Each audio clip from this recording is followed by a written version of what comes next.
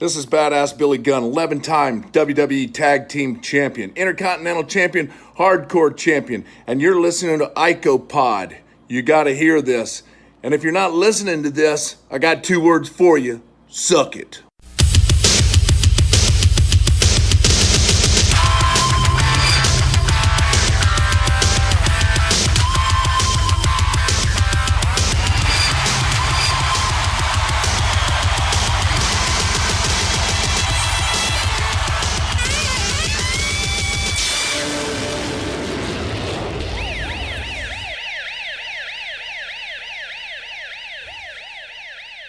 Welcome back to IcoPod. It's episode 61. Yes, we're on air because Austin Skinner decided to press that button again. I'm Bob Conley Jr. And Austin, how's it going? Well, I'm about to press that button again and go ahead and cut off this fucking feed. Wow, man, you're pretty aggressive today. I'm okay. I'm okay. It was just my birthday here yesterday. Yeah, how did that go? Well, I'm 25 now. So technically, you could still be my father. No, that's not how that works. I'm only 29, so unless I was a 4-year-old, really aging quickly here, that'd be bizarre. Yeah. So no, it was good. We went out to dinner and get this. Okay, so I thought this was a fucking super gimmick, like whatever. I went on a coworker's recommendation, so we went out to dinner for my birthday. And we did have a friend in town, so they tagged along with us. And we went to this place, and basically I picked it because the whole selling point was you cook your steak. They give you the steak. You cook your steak on a lava rock. So they bring out a fucking rock that's like 755 degrees, right? Mm-hmm. You fucking put it in front of you, and there's a raw piece of meat right on the side. And they show you how to do, like, fry up the little sides and how long to do it and use this butter and all this shit. So I'm thinking, okay, this is probably going to be okay, but how good is it going to be that I have to cook it? Like, it's not going to be as good.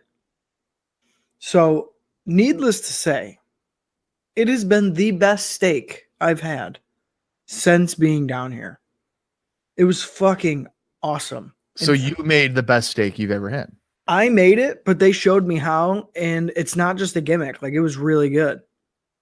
Mm-hmm. So, and it was kind of like a swankier place, kind of fancy, right? The 3 of us ate full meals with an appetizer for $61. How many people? 3 people. And was it all 3 steaks?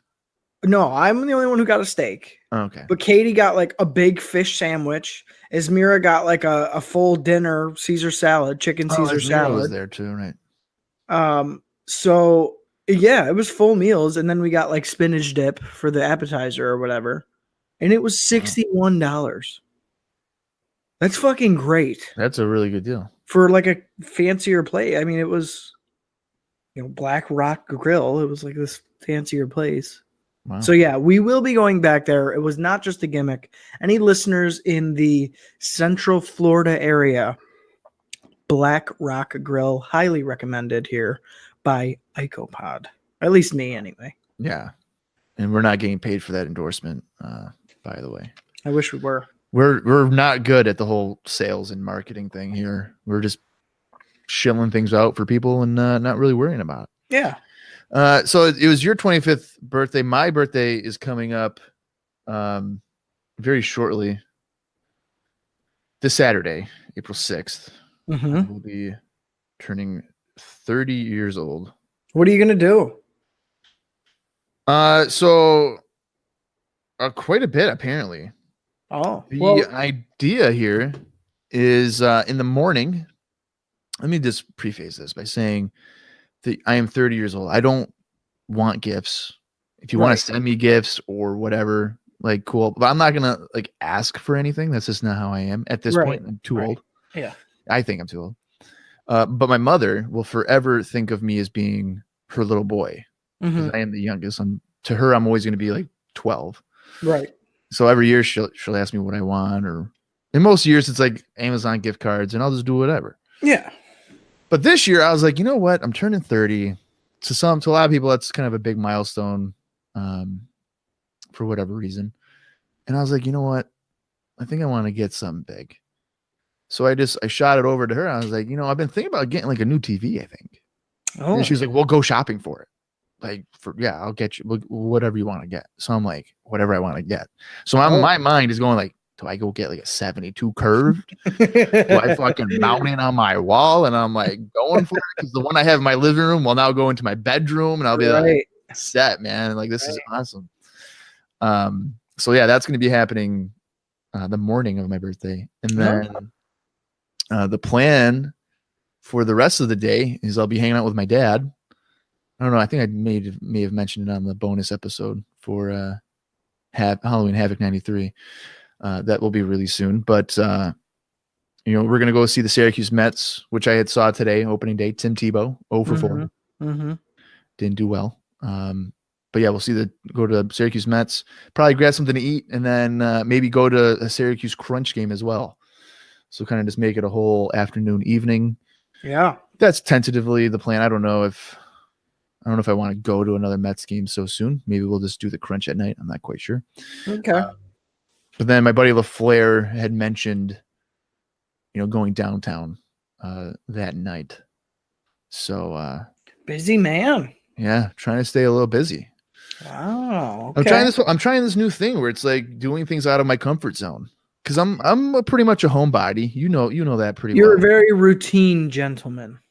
Yeah, I would say so. So like later this summer, starting at the end of the month, I'm doing a kickball league on Sundays. Through the summer or most of the summer. And like in June, I'm going to the Adirondacks with LaFleur and like a dozen other people. Right. So yeah, I'm just doing different things. Not because I previously felt stagnant or anything, but it's like, it's good to go out and do things. I think before I was like, just go to work, come home, and like just go. And it's like, why do that? It's like, have a little bit of fun. So. Yeah, you got to exist sometimes, Bob. Yeah. So that is good. I'm proud of you. It sounds like your birthday is going to be a blast. Because first of all, fuck yeah to a new TV. Just do me a favor and don't keep it on energy saving mode for 2 years. And think your screen is broken.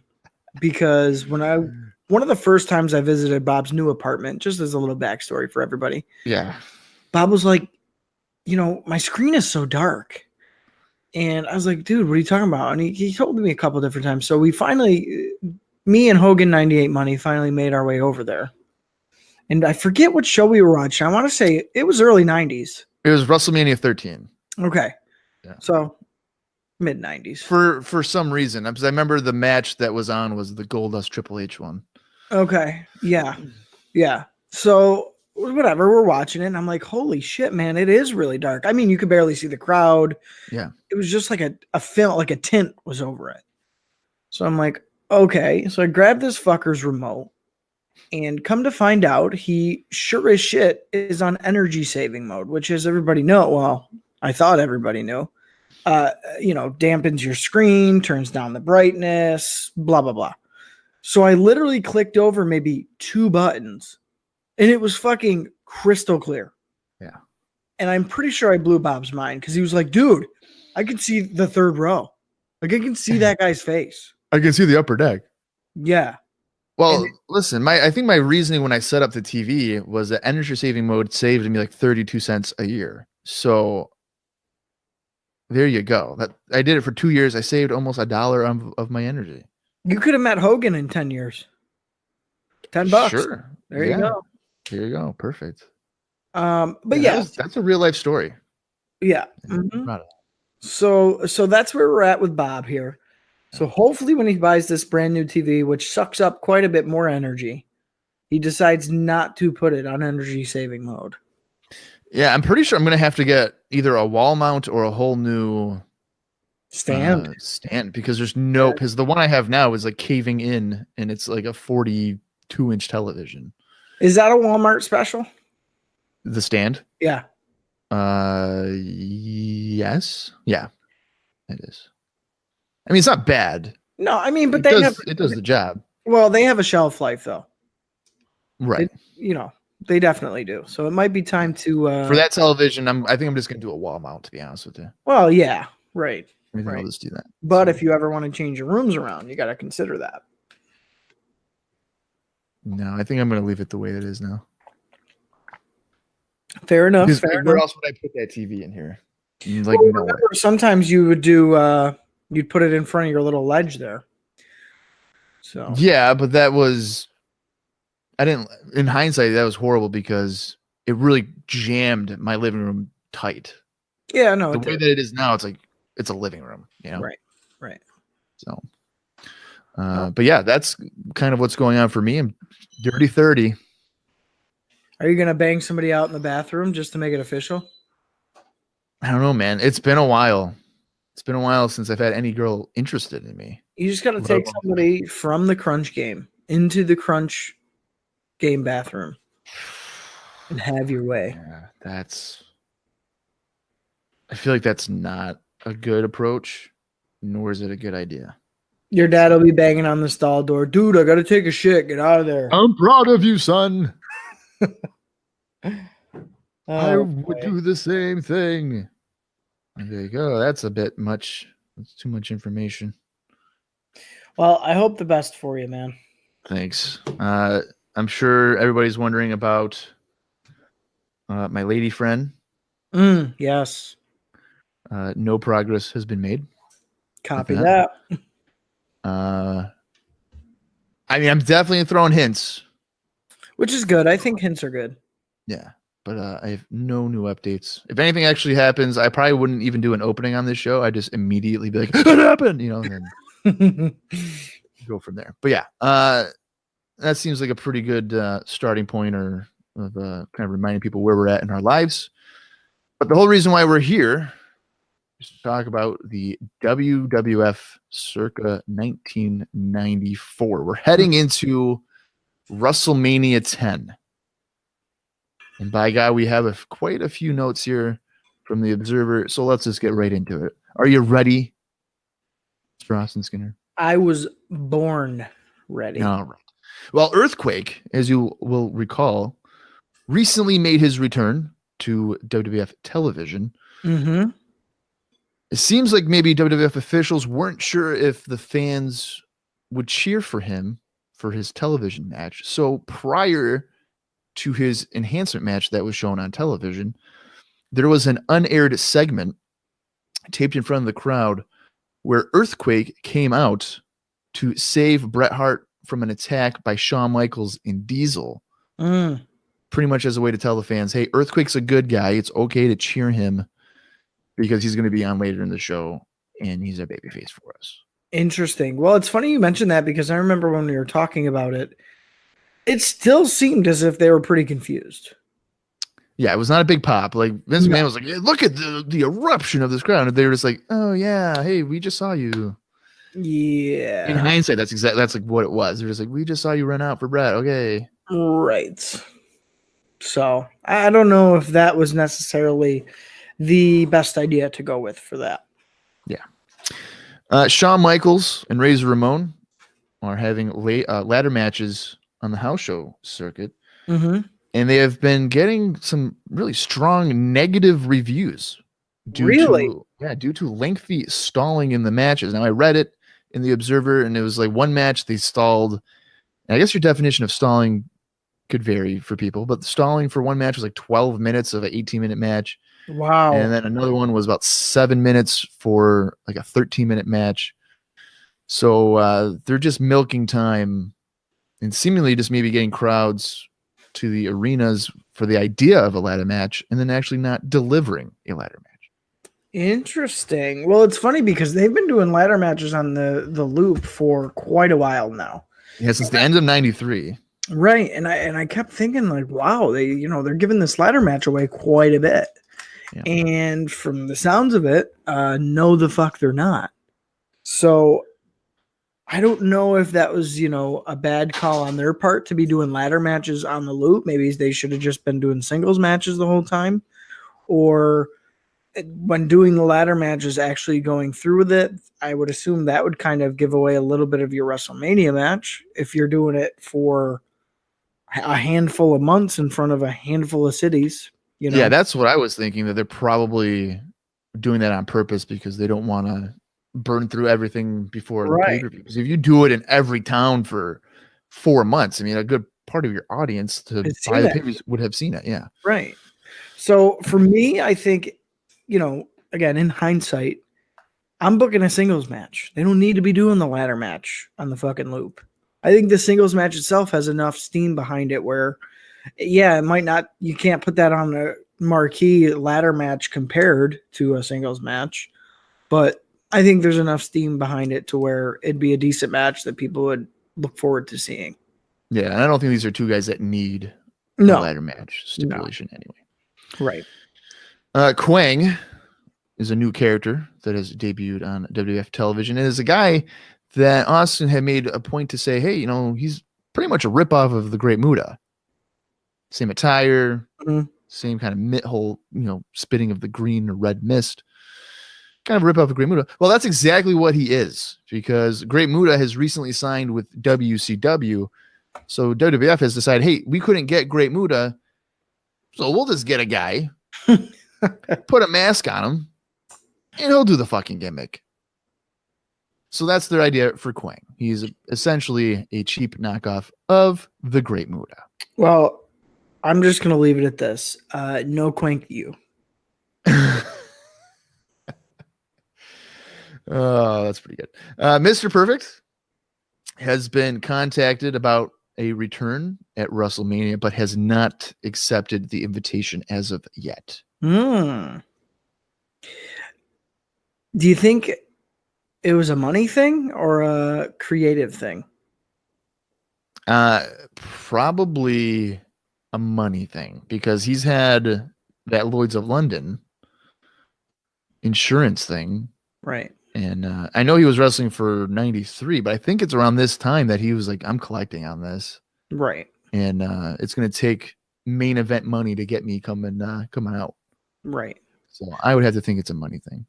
And the thing that's sad though is that I think even by 94, Perfect probably still had quite a bit left in the tank. I would definitely say maybe by 97, 98, it's just about spent. But I think he's still got some solid work in him. So it's kind of a bummer that that's kind of the road we ended up on. Yeah, he's I feel like we've kind of talked about this before, but I have no problem doing it again. He definitely had steam in 97, 98. Towards the end of 98, it was like tampering off. And then he had like a brief resurgence for probably like 8 months in 99. Right. With like the West Texas redneck type of thing. Yeah. Mm-hmm. Like that gave him more motivation. But then by like late 99 and into 2000, it was a wrap. Like it was pretty much done for Kurt Hennig. Of course, when he came back in WWF in 2002, in great shape. He had a great showing at the Royal Rumble 2002, which we'll get to when I'm like 38 years old. But, he's a guy that would have good runs and then kind of fizzle and pop up again. And unfortunately, when he would go to TNA and pass away. Yeah. But, yeah. Well, he's definitely one of those guys where to me, I mean, from the outside looking in, money, I'm sure plays a part in it. But for him, it's the creative. Like if he's not creatively motivated, it's very obvious. If he's not working with a guy he likes, it's very obvious. So it's kind of a bummer because I think there's still a lot of room for him to do some really good stuff in this company at this time. And that was just not in the cards at this point. Well, because we could tell he was getting motivated when he knew he had an angle coming with Shawn Michaels. Yes. And then as soon as that ended, it was kind of back to being like, I don't fucking care. Right. And then shortly after that, he was gone. So, and the rumor was that he was upset that he did not win the Intercontinental Championship. Mm-hmm. The January 24th edition of Raw got a 3.5 rating, which I believe is the second highest rating. Yeah, for the company, pretty strong. Mm-hmm. I believe that's the one coming right off of the Royal Rumble. Okay. The Heavenly Bodies, who we had seen at the spring of 93 into the winter of 93 too. which is Tom Pritchard and Jimmy Del Rey. They are coming in for house show starting in early March. So it looks like they'll be sticking around. I'm cool with it. Speaking of house shows, lineups for post WrestleMania house shows have been leaked, I guess you can say. And the lineup includes the following matches. Owen Hart teaming with IRS to take on Lex Luger and Bret Hart. Oof. Doink and Dink teaming up to take on Bam Bam Bigelow and Luna Vachon. And a third tag team match. And this one probably going to surprise you, not in a good way. It's Men on a Mission, which, hey, you know, whatever. They're taking on Yokozuna. You know, hey, Mabel and Yoko, that could be a cool dynamic. Well, Yoko's teaming with Bastion Booger. Oh my gosh. Yeah. Well, that's it then. That is the that's the rumored post WrestleMania. If that's happening, that's it. That's For it. Yoko? Yeah. I mean, it's kind of that's it already. That sends him plummeting down the card, though.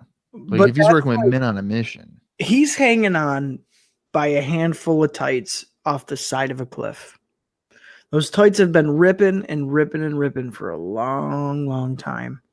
If he's tagging with Bastion Booger after WrestleMania, not only are the tights ripping, but they're strapping a jetpack to his body as it falls in reverse. So they're just fucking shooting him down. Yeah. He's not just a free fall. No, it's a immediate go all the way down right now. Done. Horrible. I would have thought that he would team with Owen because, you know, obviously Owen has issues with Bret. Yoko has issues with Luger and Bret. Right. That would make sense. Yeah, that would make sense. First of all, let's not overstate the obvious here. Why the fuck and for, you know, what reason is Bastion Booger still getting booked after WrestleMania? Why is he still getting booked now? What purpose does he serve on the show? And you can't even say comedy because Doink's already got that dynamic. You already have that on the show. I don't get it, and it's so frustrating that even if it's a rumor, like that shouldn't even be a fucking rumor with Yokozuna. He shouldn't be anywhere near Bastion Booger as far as tagging or being associated with or on the same level as. It shouldn't be even fucking close. And the fact that that's, you know, being reported here this early, they better change shit real quick because not only me, nobody wants to see that.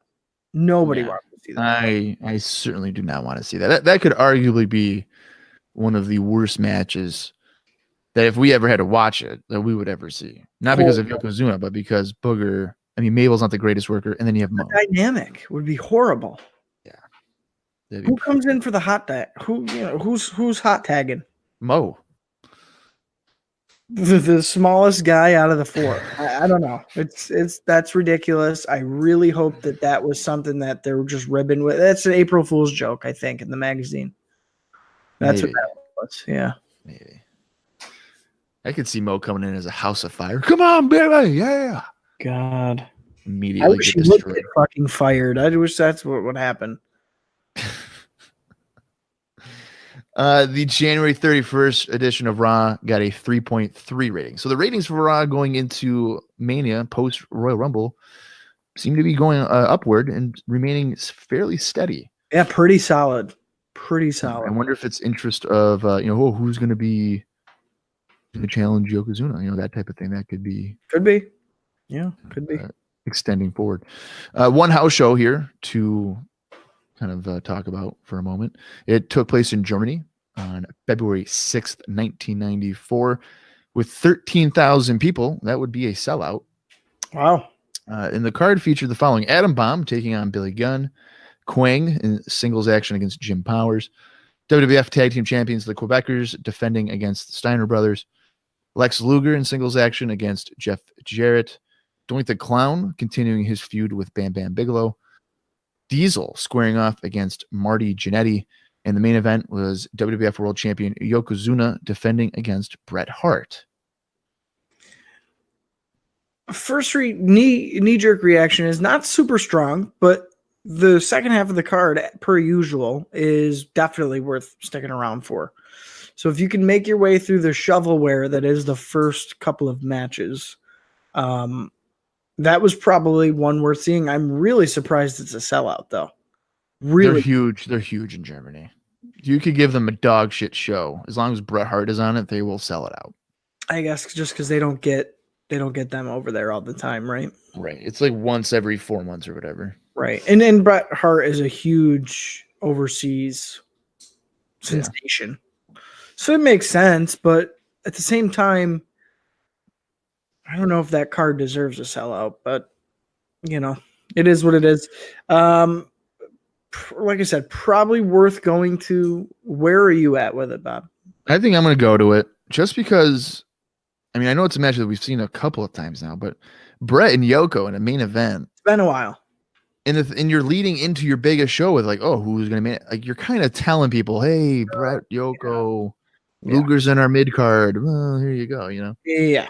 But yeah, this is probably a show I would go to. I think that for the most part, it looks pretty strong. I want to point out right now, just because I don't know the next time I can do this, but this would be the last appearance for a year and a half for a wrestler on the show. And which one do you think that would be?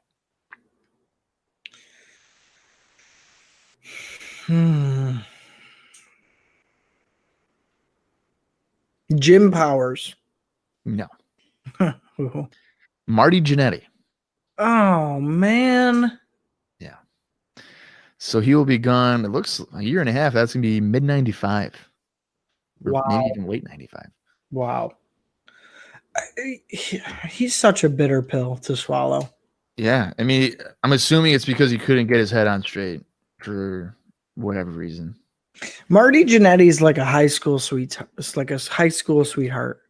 Like he comes back into your life and you're sweet on him again. He's got you in the palm of his hand again. And then You think he's going to change. he just swats you away. And it's a heartbreak every time. Every time. And then he comes back and he wins the IC strap and you're like, oh my God, I love you even more. And then he's like, fuck you. I'm Marty Jannetty. Fuck you. That sucks. He'll change for us. I still have faith. Just got to give him time. I'm sick of it. You're cutting him off. It's over. Yeah, I'm not your boy toy. Oof. Okay. So you're going to shove him through the barbershop window at this point? It's getting to that point because quit playing games with my heart. You should have known from the start. Exactly. I should have. It was my mistake. Yeah. This is definitely your fault. Yeah. Marty, bye.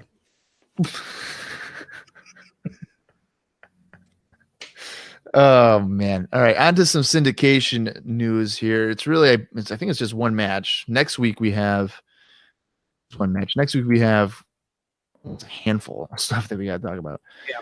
But this week there was a tag team match on the February 5th edition of Superstars, which was between WWF Tag Team Champions, the Quebecers, taking on the Steiner Brothers. Now, as you will recall, the Quebecers won the tag titles from the Steiner Brothers back on September 13th in a Quebec province rules match. They won that by disqualification. Ever since that time, the Steiner Brothers have been chasing after them.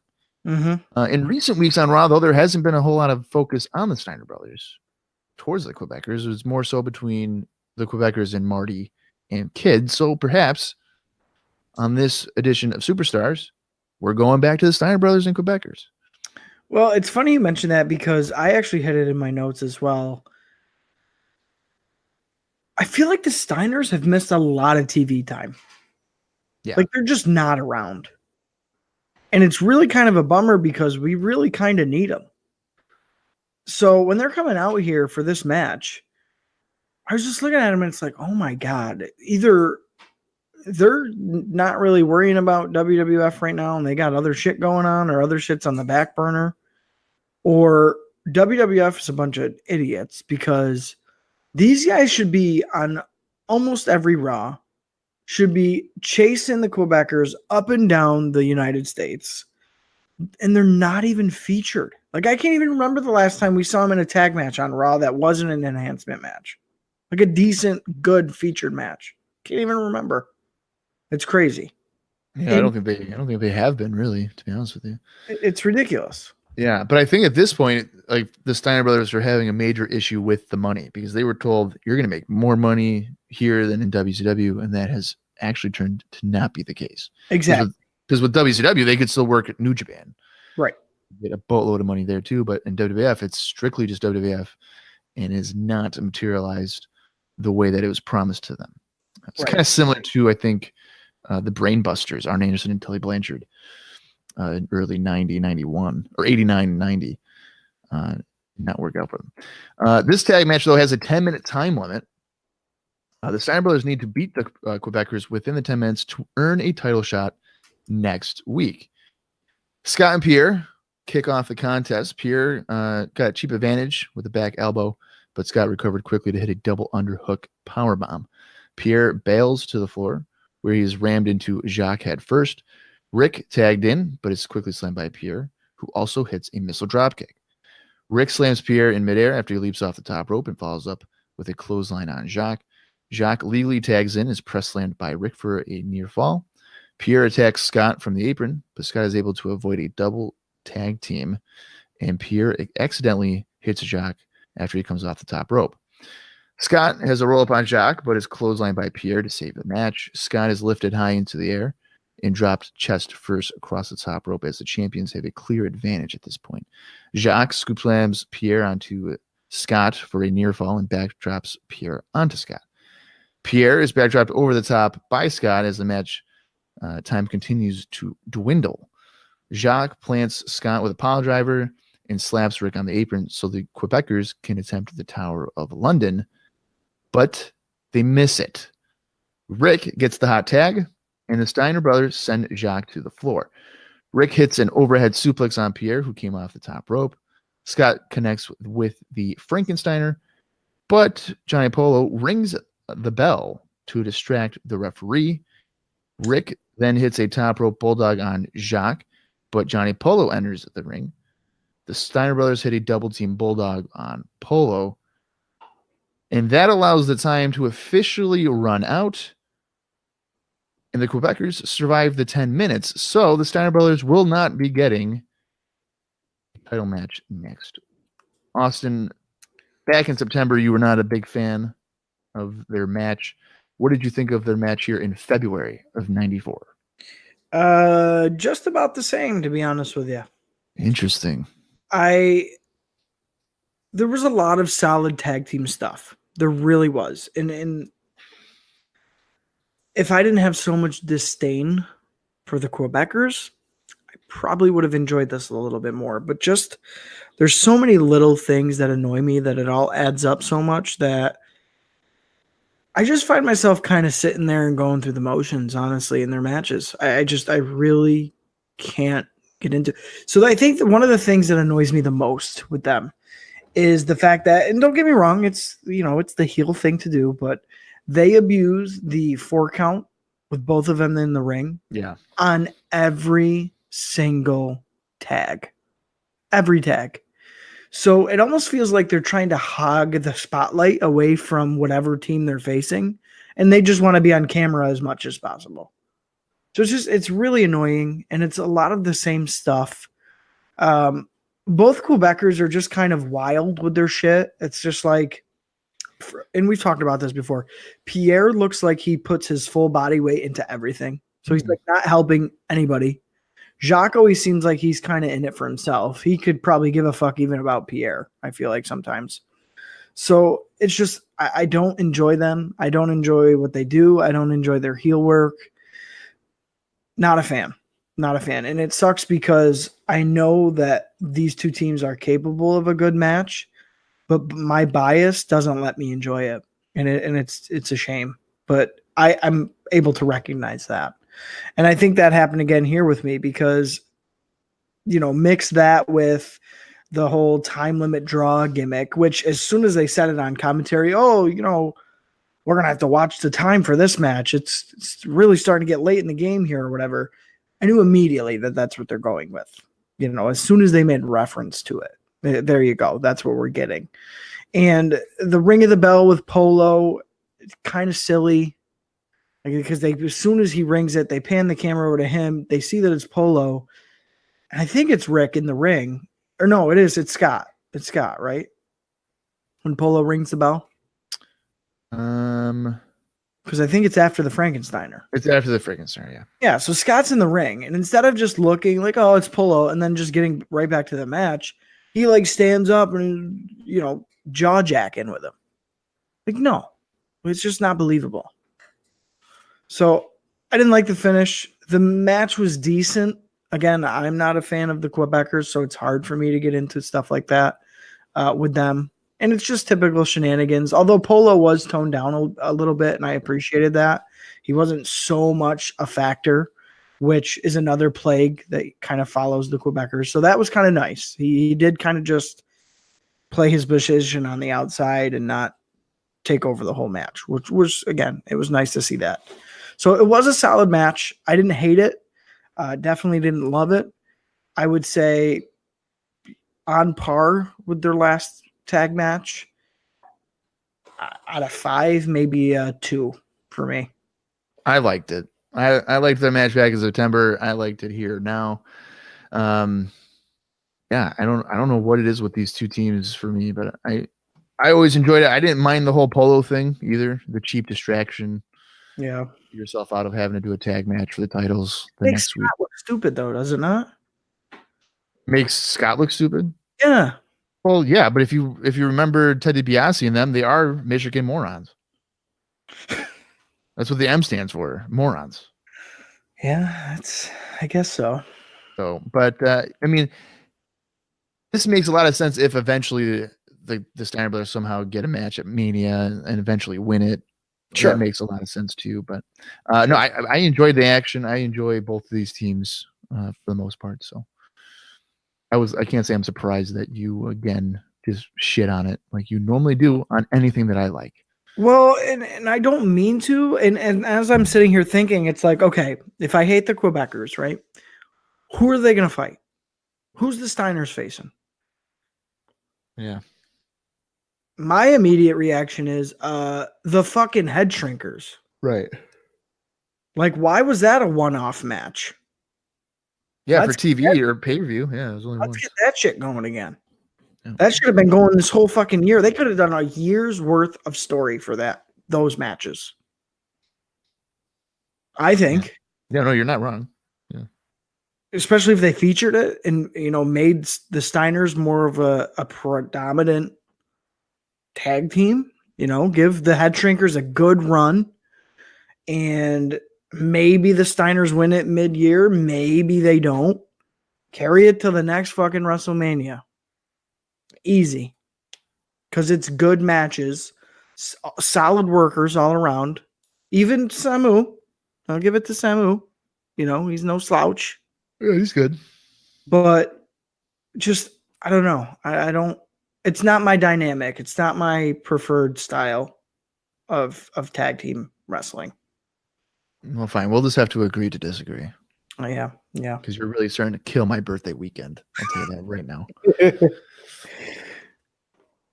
Moving on to the Raw episode here. February 7th, 1994. We're taped from Bushkill, Pennsylvania. And the show starts off with footage from last week's show where 1-2-3 Kid joined the announcers to call Marty Jannetty against Johnny Polo matchup. IRS, as you will recall, was on commentary and eventually attacked 1-2-3 Kid when Kid alleged that IRS had Razor Ramon's jewelry in his briefcase. On tonight's edition, Marty Jannetty will seek revenge for 1-2-3 Kid as he takes on IRS. We get a Raw opening video, of course, and then Vince McMahon and Bastion Booger are on commentary. McMahon goes over what will be on the show, and that will feature Sparky Plugg making his Raw debut. As you will recall, he made his debut at the Royal Rumble when pretty much no one knew who he was. Owen Hart will be in action, and Crush will be in singles action as well. Really quick here. As soon as I saw This nacho eating motherfucker standing next to Vince McMahon for the night. I was real disappointed. But he thought he was comedy gold. So just going through some of the one-liners that Booger decided to pepper in. And mind you, this whole night, I feel like Booger was reading off a really poorly written script that somebody had put it together for him for these little quips and jokes that he peppers in because they're not funny. And I sure hope he didn't come up with them because they're not good. So basically, Booger says, he's got some real gas for Sparky. Forget the car. He's got some real gas for Sparky Plugg for his match tonight. Basically insinuating that he's going to just fart at commentary all night during his match. Okay. For the Rocket, meaning Owen Hart, he will be blasting off at ringside as well. Again, I assume passing gas during the Owen Hart match. I took that as something way different. Probably a little bit of both. Oof. But he does redeem himself by saying that Crush is going to crush his opponent, just like he was doing to these nachos. Nom, nom, nom, nom, nom, nom, nom. And he fucking wiped them all over his face and just crunched them. It all went down into his chest hair, the fucking crumbs. Okay. So that's what we have to look forward to tonight. Ridiculous. I'm going to point out more than just this, so keep an ear out for that. But fucking A, it's going to be brutal. And I was getting ready to pull a live watch and fucking mute the audio because I did not want to hear anything from Bastion Booger. Yeah, I don't know why he's on commentary, but I don't know. I didn't think it was too bad. It's so corny. It's a corny, so stupid stuff. So corny. Yeah, I don't think I would have ever muted it though. I don't let things bother me that much. You need to control your anger, I think, Austin. He pisses me off. All right, just take a breather. Take a breather. I'll do the rest of the show. You can just take a breather. I gotta start smoking cigarettes. Perfect. Our first match on this episode of Raw is the Smoking Guns taking on Barry Horowitz and Reno Riggins, two of the higher profile enhancement guys. So maybe I like the two favorites, honestly. Sure. Yeah. Well, I have always liked Barry. Yeah. Barry Horowitz has always been a favorite. I like Reno Riggins too. I'm not even gonna lie. Yeah, because we had noted that he kind of had better looking gear. Yeah, he stepped it up. Yeah. Riggins early on works on Billy, and then double teams Billy with Horowitz in the corner. Billy fights out of the corner, goes to tag Bart, but Bart simply dives off the top, connecting with the crossbody on both Horowitz and Riggins. Bart then drops Reno with a delayed vertical suplex. Bart has Reno set up for a modified backbreaker and tags in Billy, who leaps off the top and drops onto Reno to pick up the win. Pretty standard stuff here. I enjoyed it, though. It seems like the Smoking Guns, I had made note of this to you before going on here a couple days ago. They seem to be better motivated, maybe more of a structure of what they're supposed to be doing. As we know, moving forward, that the Smoking Guns will eventually become one of the bigger tag teams in the company. This kind of shows that potential of what they would eventually become.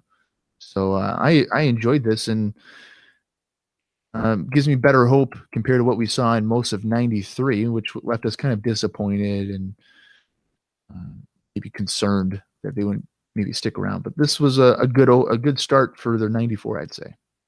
Yeah, it was kind of a glimpse back to when they first debuted, because if you remember, fucking hit that awesome move. They're coming out, they're two in shape guys, working fast for really green, relatively green guys.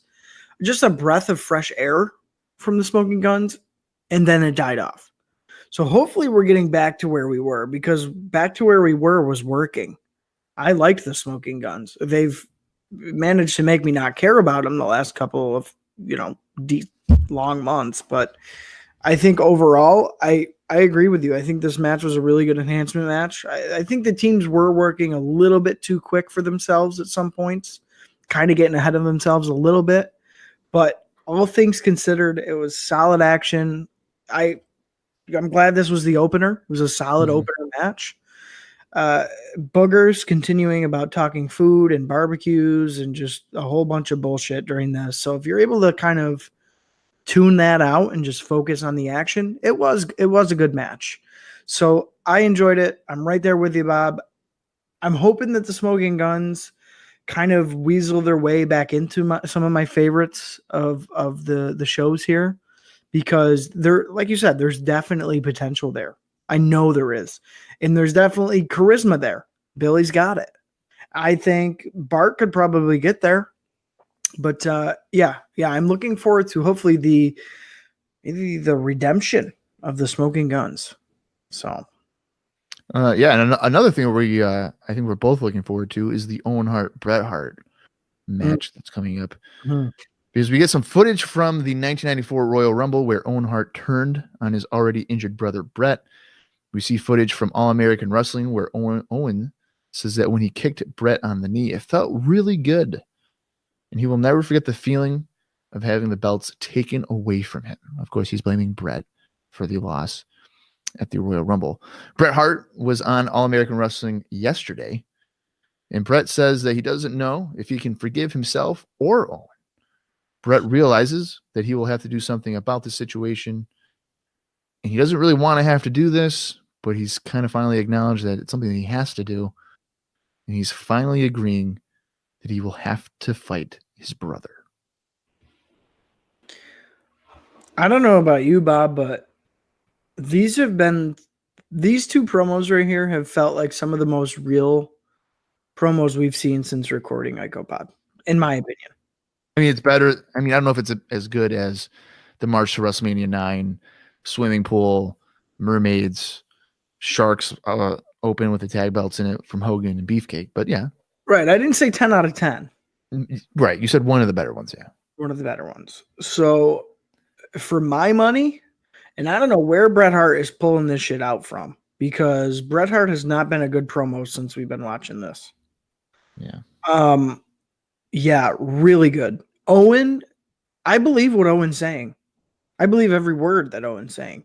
Just his facials and like the diction in his voice. Like, there's a part of Owen Hart that had to really feel that way.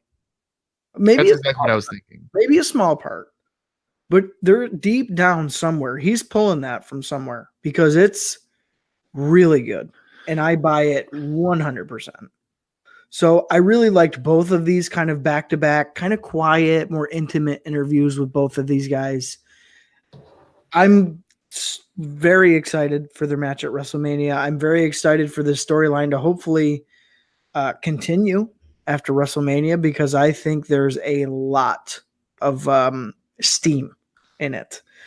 I think this is another one where you could do it for a year and not get sick of it. So kudos to both of these guys. I think their build-up has been definitely one of the better ones for WrestleMania 10. And it's been one of the ones that's hasn't had that much time, especially compared to the other feuds that are going on. So, yeah, bonus points to these guys. I think they both knocked it out of the park with these little short pieces that they did here. Yeah, and I think maybe the promos are so much better because they're not really playing a character. Maybe this is a layer of real life, so it's kind of them just talking instead of being like bullet points of what we need you to say. So, exactly. It's Bret and Owen Hart. It's not Lex Luger fucking BS. It's not Yokozuna talking fake Japanese. It's not Max Moon shooting lasers out of his fingers. Yeah. It's legit. It feels real. That's the best part of wrestling, when it feels real. Exactly. So, yeah, big fan of this. Big fan of this stuff. Well, speaking of Owen Hart, he's in the second match on this show, and he's taking on Jean-Paul. Mm-hmm. Owen goes to the floor to give his sunglasses to a kid, but instead rips them apart in front of the kid. And we promptly get a "We Want Bret" chant following that. That's this classic heel stuff from Owen, to be expected. Mm-hmm. Owen works on Paul with several knees and chops, continues with a backbreaker, drop kick, snap, suplex, and a leaping leg drop. Owen then also hits a spinning heel kick, but pulls Paul up at the count of 2. Several uppercuts by Owen, and nails Paul with a leaping kick to the back of Paul's head. Owen avoids a drop kick and then locks in the sharpshooter to win the match by submission. I just a couple of notes here about the match itself. I thought Owen looked primed and ready to go. Owen was looking sharp. He's in great shape. He looks bigger. I don't know what like taller. He looks bigger.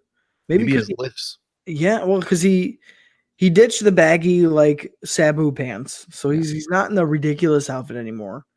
Looks like a wrestler. He looks taller and bigger. I don't know what it is. Maybe the tights accentuate his legs, maybe, or something. But yeah, like he just looked ready to go. Everything in the ring was crisp.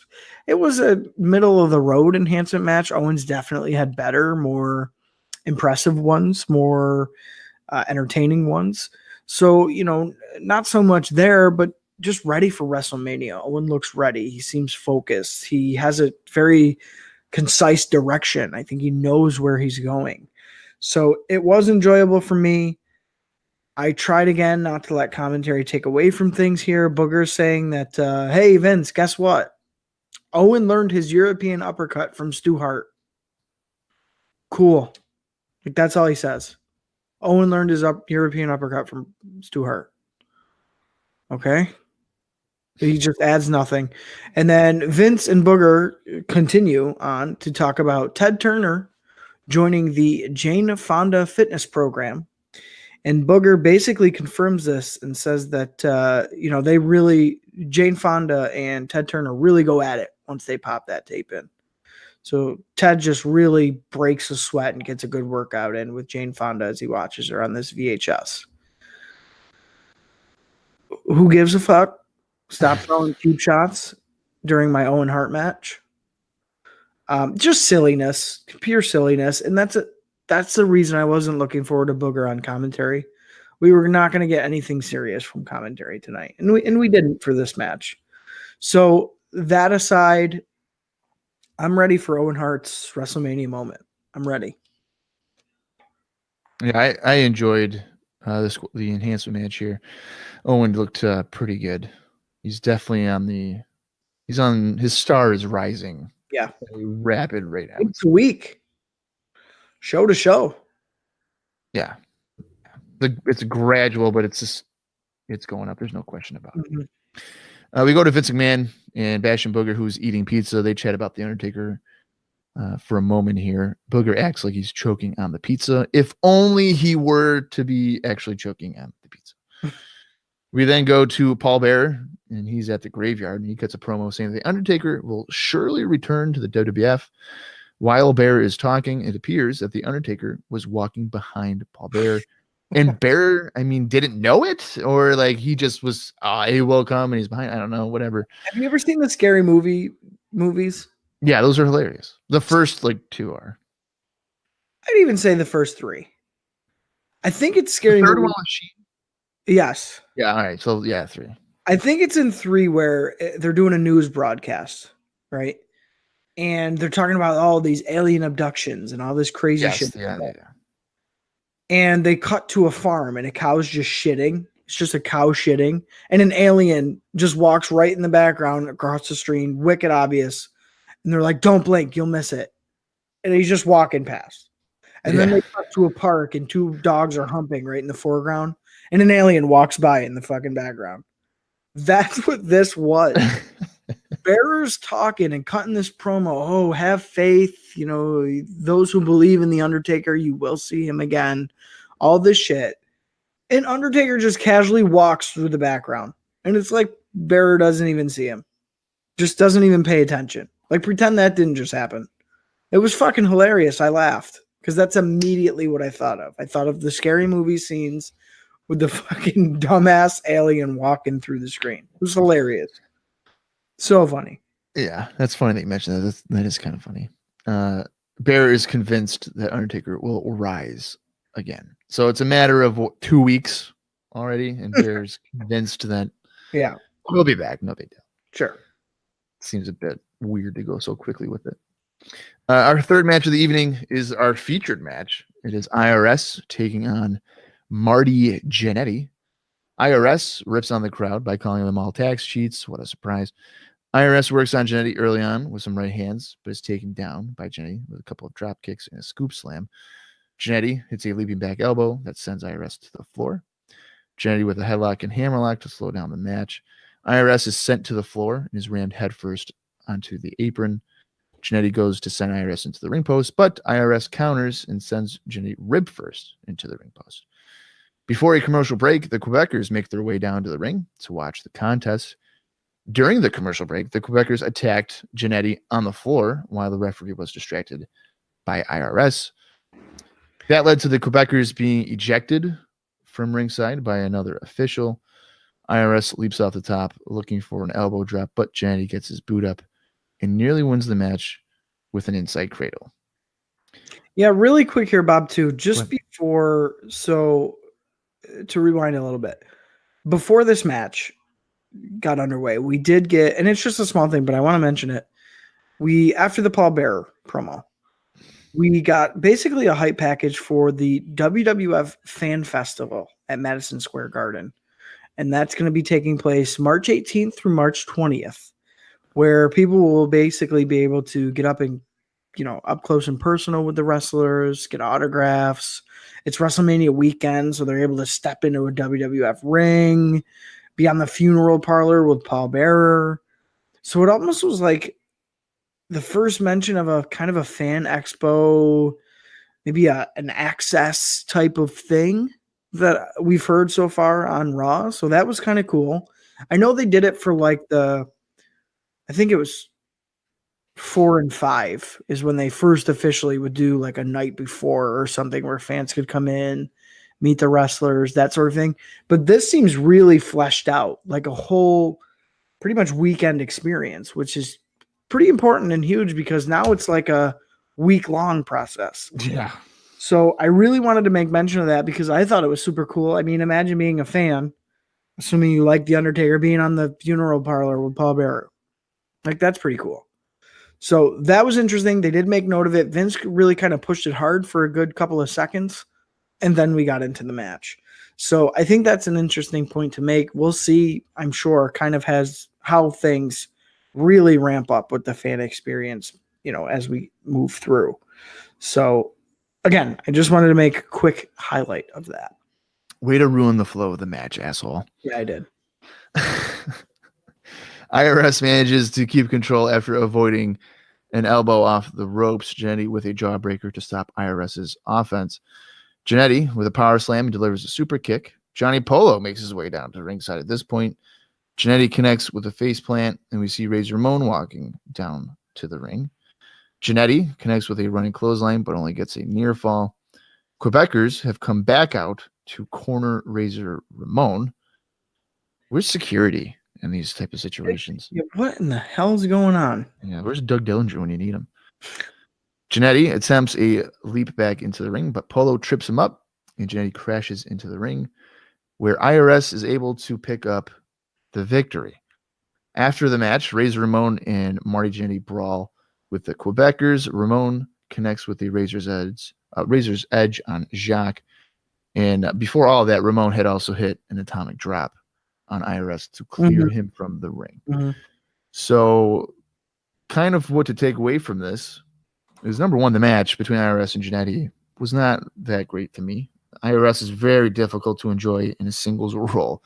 He slows it down to a snail's pace, and you're just wondering why is this 8-minute match feeling like it's 34 minutes long. But judging by that aftermath, potentially here, of a Ramon Jannetty tandem or something going after the Quebecers, maybe there's going to be some kind of correlation there. That's kind of what you kind of get from it. It was a cluster. Yeah. It was a cluster. They're trying to squeeze in fucking 4 different segments in one segment of the show. The match was what it was. It was nothing great. Marty was pretty uninspired. And with an uninspired Marty Jannetty paired up with an IRS who's he's lacking, as far as excitement in the ring. He's great with standard wrestling, but don't expect to see a 5-star match with IRS, basically. It was what it was. I prefer the Smoking Guns match over this. Yeah, I would too. which is saying something because this got a pretty decent amount of time as the featured match of the night. There was just too much going on. There was too much going on. In the midst of this, you have all these guys coming out. Booger's on commentary talking about pizzas. Now he wants hot dogs and hamburgers. We got interference. Polo's coming out with a fucking cue stick. What in the hell? What is going on? It's too much. Too much is going on. They're trying to squeeze way too much in for one match. And if I'm IRS and Marty, I'm probably a little pissed off because this obviously wasn't about them. They're trying to fit in all the other stuff. So that kind of sucks for them guys. But I really didn't have too much to say about the match. I didn't have much to say about the finish. This is just a cluster. I mean, I don't like that stuff. Yeah, another thing I took from it though was they will not let Jannetty Polo die. No. Like it's just continuously going on. It's just like, guys, we don't want to see Polo Jannetty. No. Let it go. Right. And again, why is Razor and Jannetty like I don't know. It's like they're doing with Razor, they're doing about 4 things at once. And it's like, can we just focus? Like, what is this? Why is Razor Ramon even involved still with IRS? Why is he even tied to Marty Jannetty? Like, fuck that. Like, he doesn't need to do any of this stuff. We're already past that. And here he is, like, out here. It's just a cluster. That's all I can say. It's a cluster. Yeah, I don't think he needs to have multiple layers of a feud with numerous other ones. No, especially with IRS or tagging with Marty Jannetty, who's fucking flightier than the village hoe. Right. You know what I mean? It's just, come on. Give me a fucking break. Yeah, I get that for sure. Well, Vince McMahon says that Razor Ramon and Marty Jannetty have demanded a WWF World Tag Team title shot to happen in 2 weeks on Raw. McMahon mentions that Raw will not be on next week because USA will be showing a dog show. Which I believe this would actually continue to happen for the next several years. Forever, it seemed like. Yeah. It was quite regularly that this would happen. Yeah. We go right into our 4th match of the evening. It is Sparky Plugg, or I should say Sparky Thurman Plugg, taking on Dwayne Gill. This is Plugg's debut for the WWF. And by debut, I mean Raw debut, because he had technically appeared on syndication, and he also actually made his first televised appearance at the Royal Rumble. The Royal Rumble, right. And before we get into the match here, because I don't want to break your flow again, as you said. Ruined the pacing of the match, asshole. Yeah, it was me. I just want to highlight more ridiculous Bastion Booger stuff because I'm not going to let it go. See, I just want to point out to all of our loyal listeners here, I am able to block out all the bullshit. So even back in early into IcoPod history with Rob Bartlett, I would not make a note of every little thing that was annoying. If you can recall, though, Austin Skinner, my God, he will write it down, never forget it, and continue to hold a grudge about it. Damn right. At this point, I'll take Bartlett back. What? Really? Fucking get him in for a week instead of putting Booger in that spot. Absolutely. You hated Bartlett. I'm surprised that you're that's an extreme dislike for Bastion Booger then. Yeah. So speaking of which, go ahead. They're talking about the dog show, right? So yes. Whatever. We're missing a week of time. And really quick too, just to touch on the Razor Ramon thing that we were just talking about, how convoluted everything is. Now he's demanding a tag team match for the titles in 2 weeks' time. How does he have time to focus on that and a fucking ladder match with Shawn Michaels at WrestleMania? Stupid. He's a bad guy, Chico. Stupid. So Booger says, "Let me show you my 2 favorite dogs, Vince," and proceeds to hold up 2 hot dogs in both hands. Oh, man. He offered Vince one. Vince declines. And here comes a hot dog of another sort, Vince said as Sparky came down. to take on Gil here. So he's calling Sparky Plugg a hot dog of a guy. That makes me excited to see him. I don't know about that's a compliment. Yeah, a real hot dog of a guy. So yeah, as Holly's coming down to the ring, he's the type of wiener that you would probably want in your mouth. Speaking of which, Booger is choking on a hot dog as Holly makes his way to the ring, and by Holly I mean Sparky. And here we go. This is how they've built up, Sparky Plugg's Raw debut. Yeah, having an obese man choking on a hot dog, and Vince calling him a real hot dog of a guy. Go ahead, Bob. I don't see the flaws in this. I like hot dogs, so I would like Sparky Plugg. I had 4 of them today at the Syracuse Mets game, but I don't want to talk about that. Oof. Yeah, I'm regretting it right now. Plugg starts off with several hip tosses and a savant kick. Plugg slingshots Gil from the apron back into the ring, and he hits a good-looking drop kick. Plugg, as you would expect, dominates a good portion of this, hitting various slams, connects with the top rope knee drop for the easy win. Not really that bad of a match for Plugg. Maybe the hot dog comment would take you out of it, I guess, if you're like Austin. But I thought it wasn't that bad. It was very noticeable that the crowd probably couldn't care much less about Sparky Plugg. I felt bad for Plugg because after the pin, he rose up and was like, yeah. And there was one girl that stood up and was like, yeah, Sparky. And nobody else cared. So I wonder if this will be a short-lived run for our little NASCAR buddy. Well, I think you're going to be surprised to hear this, Bob. Ooh. I thought it was a pretty good little match for him. Yeah, I agree. I'm surprised that you thought that. I really did. His moves were deep. I mean, it was a little messy in parts, but nerves and whatever. It was a decent little debut. I mean, okay, let's compare it. So compare Sparky Plugg's debut to, let's say, Jeff Jarrett's debut. Fucking night and day difference. Jarrett comes in with this huge hype, this wrestling background, all these vignettes, and kind of comes off like a fart in church for his debut. Sparky Plugg gets a couple of hype videos, really kind of treated like, oh, just another guy's coming in, and has a nice little debut here, a little Raw debut, and it has a decent match. So I was pleasantly surprised. Now, that's not to say that there was a couple of things that I didn't like, of course, because I'm the negative guy here, according to Bob.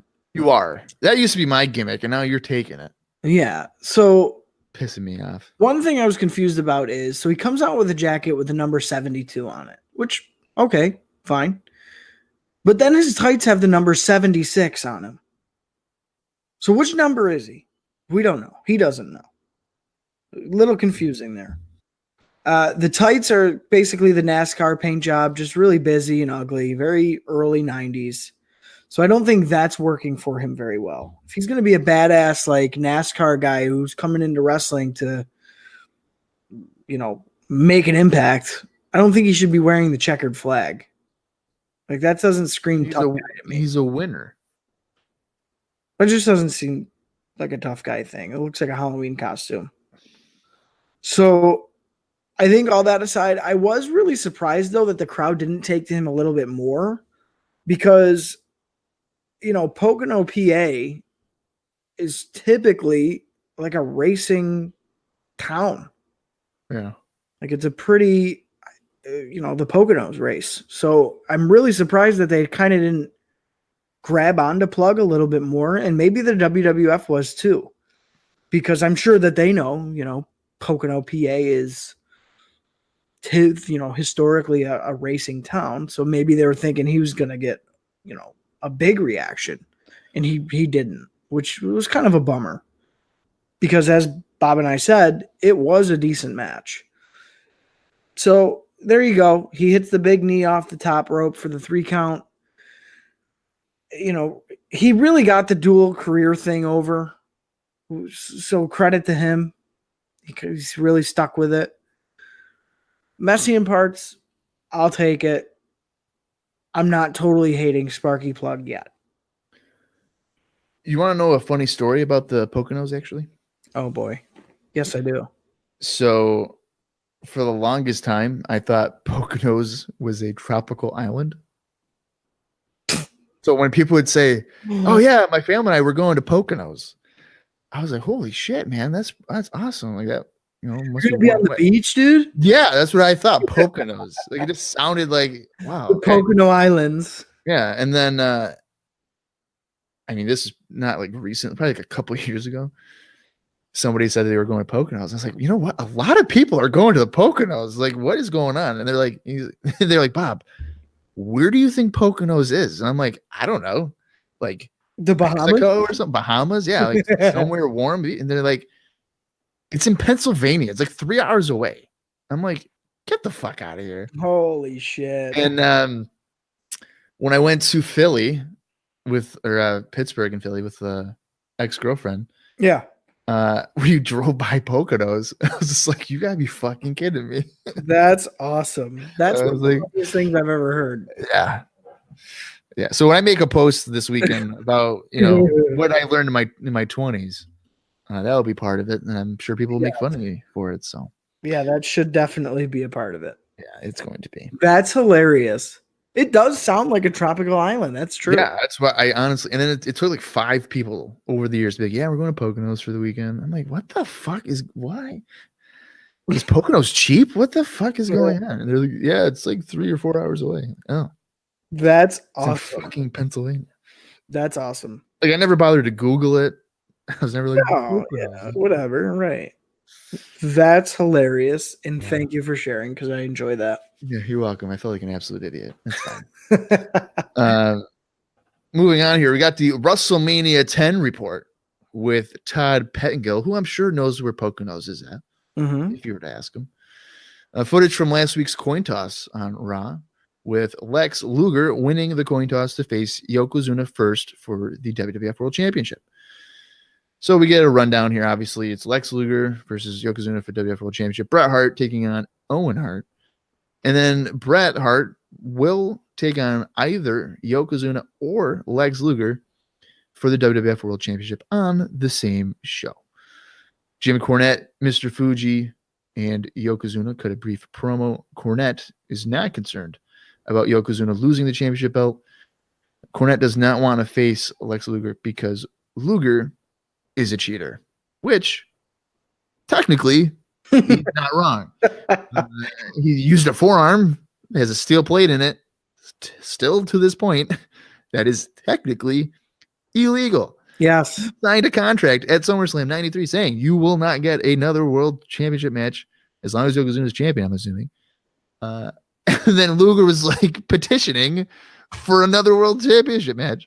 Right. So here we are, because he co-won the 1994 Royal Rumble, getting another title shot, despite saying, if I don't win it, I won't come for it. Well, here he is coming for it. Yeah, and it's funny, too, because Cornette kind of cuts deep, because he mentions the USS Intrepid and says that he's the guy who calls a hip toss a scoop slam. Right. I was like, oh, shit. Cornette was really kind of throwing some blows here, and he's hard to argue with. Yep. He is. I mean, how can you argue against some of the points he's making here? And I think that's one of the geniuses of bringing Jim Cornette into the fold, because he's able to articulate shit that makes you kind of agree with him and kind of see Lex in a certain light. And I think that he plays, a small role into my personal views of him, with what Cornette's saying. How can you argue?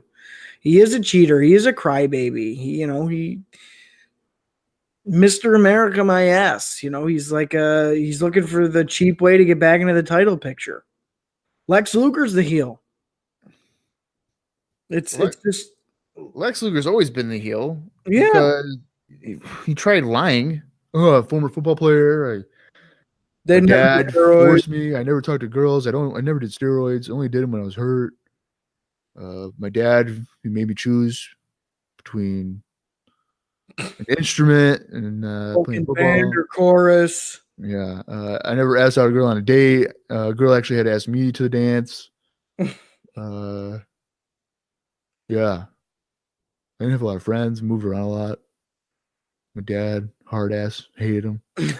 You know, just stupid shit like that. Yeah. I don't know. I really appreciate Cornette, and I appreciate that we're getting graced by his presence here in this WrestleMania report. Yeah, Cornette's a guy that I like. I've always liked him. So, Todd mentions that each WWF World Championship match will, in fact, have a special referee, but we will not know the special referees until that very evening. He also goes over a newly added match. It is Randy Savage taking on his former best friend Crush in a Falls Count Anywhere match. All that will be taking place at WrestleMania 10. And really quick, just some personal reflection for me. So I've watched WrestleMania 10 a couple of times. I'm a big fan of the show. It's one of my kind of guilty pleasure favorites. And I don't even know if it's really a guilty pleasure. I mean, Owen, it's not super great. there's some pretty good matches on there. Yeah, there is. There definitely is. But it's not one of the ones that jump right to, like, if you think of a Mount Rushmore of WrestleMania. Yeah. I don't think 10's on there. But for me, when I'd watch it back, I never understood the Savage Crush thing. Because for me, outside looking in, not really watching 93, not watching 94, I always thought Crush was like this jabroni. Like, who the fuck gives a shit about Crush? Why does this story make sense? Why is an A-lister like Savage fighting a C-lister like Crush? Just didn't like it. Didn't really connect the dots. Going into WrestleMania, seeing all the stuff we've seen and hearing about them having these, street fights or Falls Count Anywhere matches or whatever on the loops has me pretty hyped up for this match. And I think I'm going to really appreciate it a lot more than all the other times I've watched it. So that's awesome. I'm glad that they're throwing that on WrestleMania.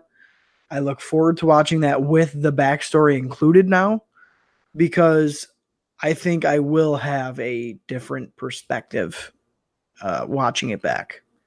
So I thought that was funny, because when he mentioned it, I almost forgot that it happened at WrestleMania, because again, I don't know, I never really thought Crush was worthy of having Savage as his opponent at a WrestleMania.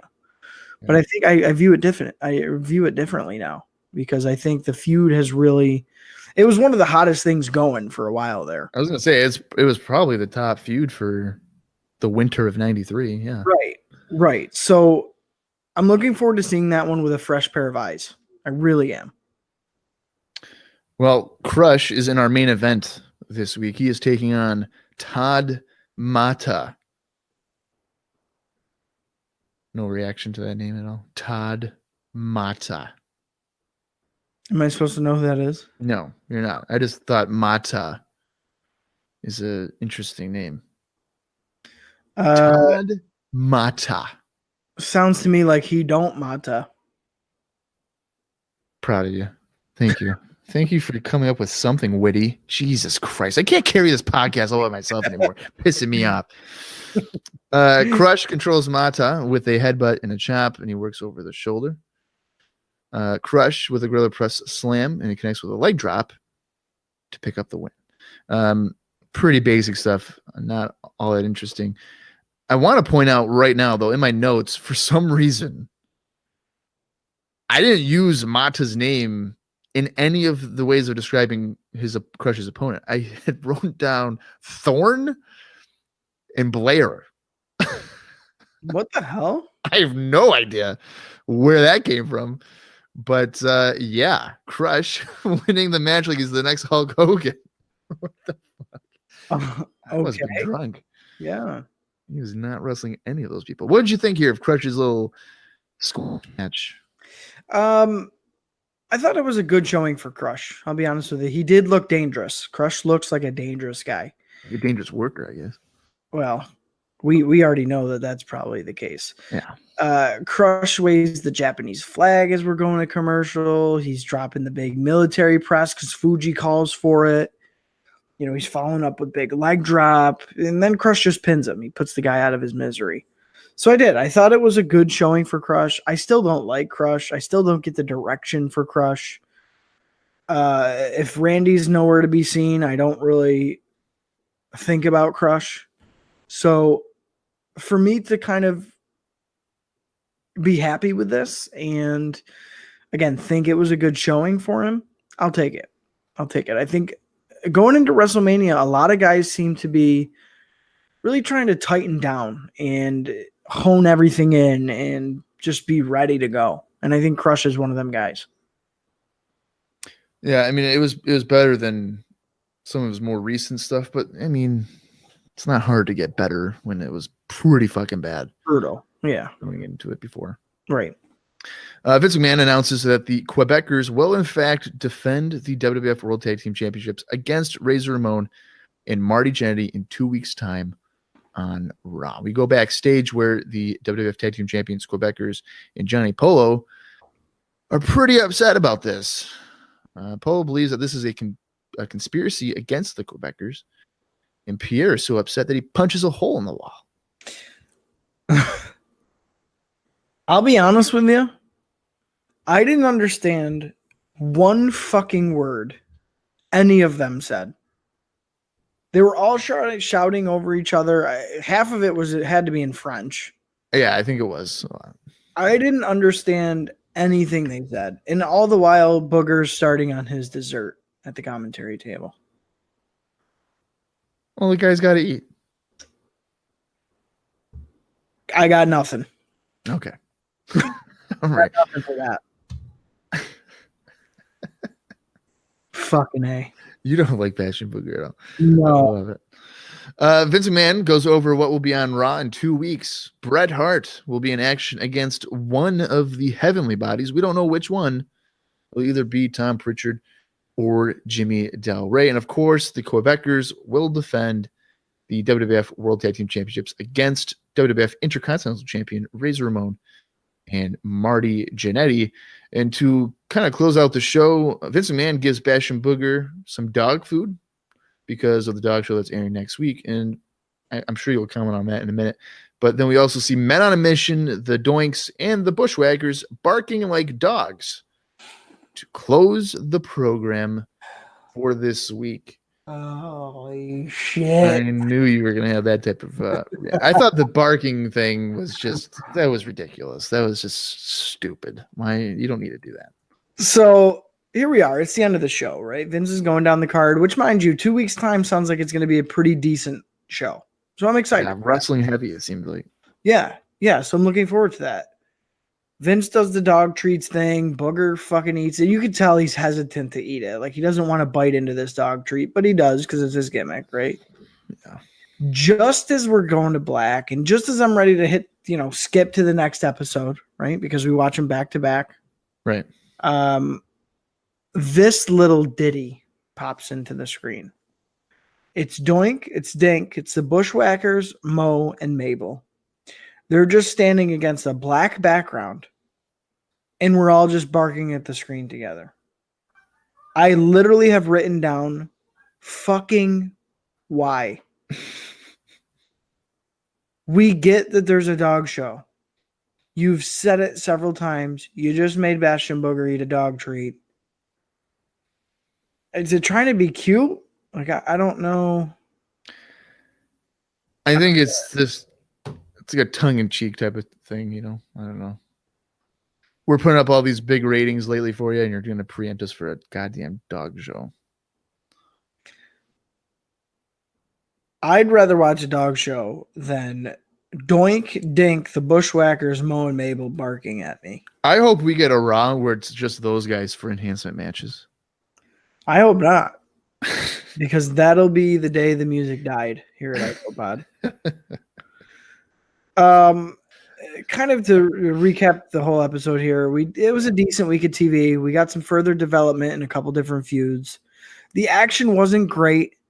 But we got the TV debut of Plugg. We got a good enhancement match in for Crush and Owen.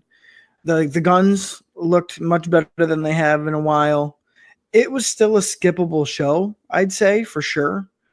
But you got to really dig for them. But there's some stuff worth maybe checking out if you're bored or a big Billy Gunn fan and you want to watch everything of Billy Gunn ever. I'm sure the guy that runs Billy Gunn Fact on Twitter would be checking that out, by the way. I just thought of that as you said it. Yeah. But yeah, nothing groundbreaking here, which is kind of a bummer because they had the feature of here's Marty and IRS, this big match or whatever. And then we get a clusterfuck, Yeah, all in all, I would say pretty skippable. Yeah, I would say it's a filler week for sure. The Guns and Plugg have a good enhancement match. Crush does pretty well too. But really, if you're really focusing on TV, this is one that you can probably save your 44 minutes or whatever it is in viewing it. Obviously, next week's show with Brett against the Heavenly Body and then a pretty big tag team title match. That's probably one you would want to immediately go to check out just for on paper. We haven't even talked about it yet. So sure. But yeah, I would say this is a filler week without question for Raw. Yeah, no, I would agree. And I can't overstate it enough for Plugg. Me being somewhat impressed with his debut because I was expecting it to be dog shit.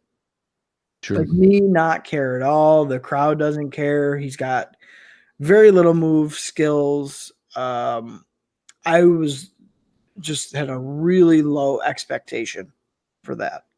So I'm glad I was wrong. I don't like when shit sucks. So the fact that it didn't, I was happy with. And like I said, I'm still kind of looking forward to see where we go with Sparky Plugg. I think there is some potential there. Maybe not in the outfit. But yeah, I really want to make that point of I liked his debut match and I was not expecting to. So yeah, that's kind of where we're at for this week, Bob. I'm glad that you ended it on a positive note compared to Bastion Booger and all that other bullshit. Well, next week we'll be reviewing the Westminster Dog Show because we're going right in order here, folks. Get ready. Puppy pals away. Here we go. That's like a 4-hour event. You're damn right. Get ready. I wonder if that was on YouTube. We should do that as a bonus episode. Get ready to Google Drive that shit. Yeah, fucking no way. I don't know when, but it might even be this Thursday that if this is on a Monday that you're listening to this. It would be the 8th? April 8th that you'll be listening to this. Maybe come Thursday I will release the Smoky Mountain live watch. Oh. Why not? Get that content out there for you guys.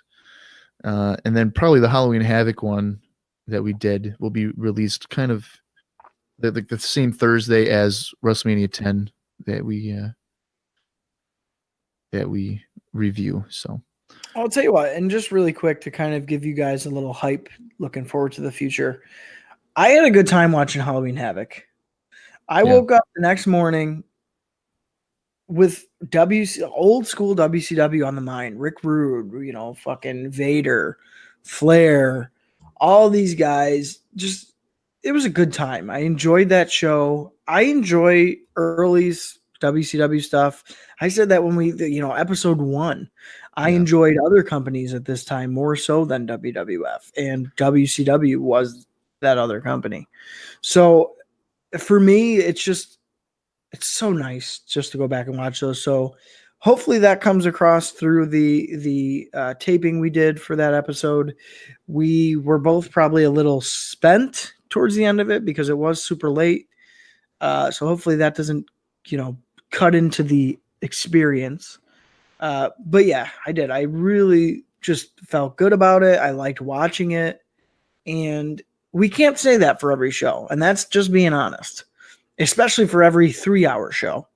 So definitely go out of your way to, at least if you can't watch the actual pay-per-view with us as we go through it on that live watch, at least listen to the live watch, because I think we're both pretty passionate about WCW, especially old school WCW. So again, another gem in the tank. Smoky Mountain was quite interesting. Really out of my wheelhouse, totally. I very rarely do I feel kind of out of my comfort zone when watching wrestling. Smoky Mountain was that. So if that's something you're interested in hearing, definitely check that out. If you have the means, go onto YouTube, watch it along with us. It's worth seeing, I would say, especially if you've never seen Smoky Mountain before. And who knows, you might turn into the next Bob Colling Jr. and be the biggest diehard fan of all time. Who knows? So look forward to those. Look forward to like I said, the Halloween Havoc one. And we might even have some more bonus stuff planned sooner rather than later. I don't know if you want to give anything away, Bob, but some stuff's on the horizon. Yeah, I guess we can. What's the point of keeping secrets? Keeping secrets doesn't help anybody. It just hurts. That's right. But I do want to make an observation here. So in the morning when you're waking up, if Katie's ever like, "Oh, what are you thinking about, Austin?" It kind of reminded me of that meme when the girl's like laying down, like, "What is he thinking about?" And you're like laying down too. It's like Rick Rude in '93 WCW. Yeah, so Vader, Flair, Cactus Jack. He's probably thinking of another girl. Oh man, New Orleans, Too Cold Scorpio's wiener was so big back then. You could see in his pants, you know.